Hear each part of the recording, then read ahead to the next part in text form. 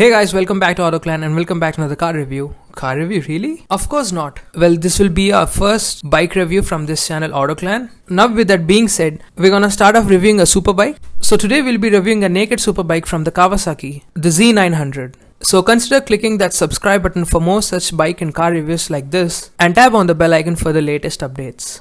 Now the Z900 was originally launched in the year 2017, which actually replaced the Z800, and this model that you're seeing here is the 2020 Z900. Now the earlier Z900 missed on some of the essential features. Now with the 2020 update, they have included all the essential features that a rider needs. Now you got traction control on board, you got riding modes, smartphone connectivity, digital instrumentation, and a new set of LED lights as well. So yeah, a lot of features on board. Now this Z900 is in metallic graphite grey, and also you have the other color option, which is the candy lime green. Alright, let's go ahead and kick things off with the exterior styling. So this Z900 looks like an old school Japanese naked superbike. Of course it has that Z Sugami styling. That's what Kawasaki calls it. It has some of the distinctive elements like the crouching stance, low position head, and upswept tail section, which actually remain unchanged. Now what's really eye-catching on this Z900 are these DRLs. So as you can see, they are designed like fangs on the either sides pointing downwards, which makes it much more aggressive in the front.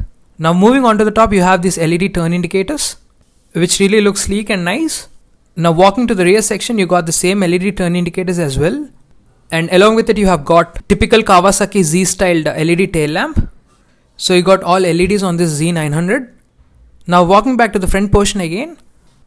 Down here you have the 41mm inverted forks with rebound damping and spring preload adjustability. Now the wheel travel that you get is about 4.7 inches or 120mm. Now the brakes used here in the Z900 are dual semi-floating 300mm pedal discs at the front, along with Nissan 4-piston calipers. Moving here, you can see the 4-cylinder engine.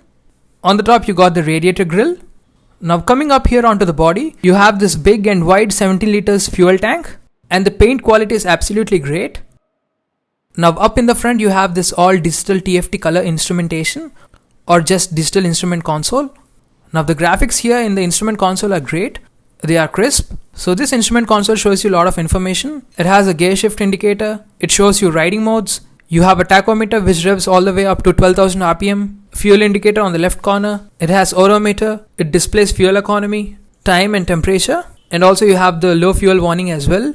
Now this 2020 Z900 comes with 4 riding modes, which actually link to the KTRC or Kawasaki traction control. So you got sport, road, rain, and a manual rider mode. So you can easily set the traction control and the power delivery based on the terrain and the riding situations. Along with the riding modes, you have power modes as well. So you got 2 options for the power mode selection. One being the low power and other being the full power. So when you put it in low power, the output or the performance is limited to 55% of the full power. So actually it decreases the power and the throttle response. Now moving on to the switches on the handlebar. You have switches for the dim, turn indicators, horn, hazard light, and also a specific switch for the instrumentation, through which you can select ride modes, power modes, and set the trip meter as well. Now the quality of the switches is great and they feel solid at the same time. Well, that's what you expect from a superbike. For the rear visibility, you have these side mirrors. Now the brake levers that you get on the Z900 are adjustable, and these are made of aluminum. They feel really great, and you get them on the either sides for both the clutch and as well as the front brake as well. Alright, now let's talk about the engine specifications. So this Z900 gets a liquid cooled inline 4-cylinder petrol engine, which produces 123.6 brake horsepower and a maximum torque of 98.6 Newton meters. And this 4-cylinder unit is mated to a 6-speed transmission. Now the frame that you get here is the high tensile steel trellis frame. I've already told you the front suspension. Now here at the rear you get horizontal backlink with the rebound damping and spring preload adjustability up to 5.5 inches or 140mm. Underneath the chassis you can see the catcon or the catalytic converter, and of course followed by the stock exhaust as well. And then here you have the rear disc brakes. So you'll be getting a single 250mm pedal disc with a single piston caliper. This 2020 Z900 is equipped with new set of tires. So you get these Dunlop Sport Max Road Sport 2 tires, while the profile and the size is 185 by 55 section R17s, while on the front you get 120 by 70 section R17s. So finally let's hear what this machine sounds like with the stock exhaust. But before that, let me tell you the price. So this Z900 costs 8,34,000 rupees ex-showroom. and the on-road price would be around 9,27,000 rupees on road Delhi. Well, that's about the prices. Let's quickly fire this thing up. So here we go.